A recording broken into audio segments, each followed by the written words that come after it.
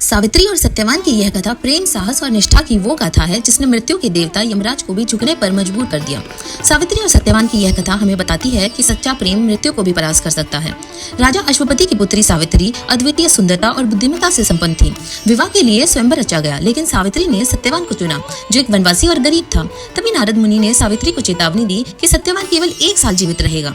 यह सुनकर सभी ने उसे इस विवाह से रोकने की कोशिश की, लेकिन सावित्री का जवाब था कि मैं एक बार जिसे अपना पति मान लूं, उसके साथ हर कठिनाई झेल सकती हूँ, चाहे वह जीवन हो या मृत्यु। सावित्री ने सत्यवान के साथ वन में साधारण जीवन बिताना शुरू कर दिया, लेकिन वह जानती थी कि सत्यवान का अंतिम दिन निकट आ रहा है। उस दिन से पहले वह कठोर व्रत और तपस्या करने लगी, मानो वह नियति को झुकाना चाहती थी। और फिर वह घड़ी आ गई। सत्यवान लकड़ियां काटते हुए अचानक बेहोश होकर धरती पर गिर पड़ा।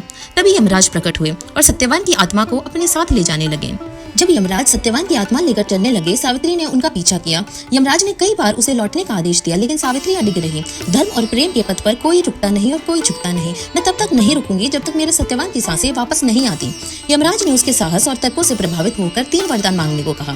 सावित्री ने पहले वरदान में अपने ससुर का खोया राज्य मांगा, दूसरे वरदान में उसने अपने ससुर की दृष्टि मांगी और तीसरे वरदान में बड़ी चतुराई से सत्यवान के जीवन को मांग लिया।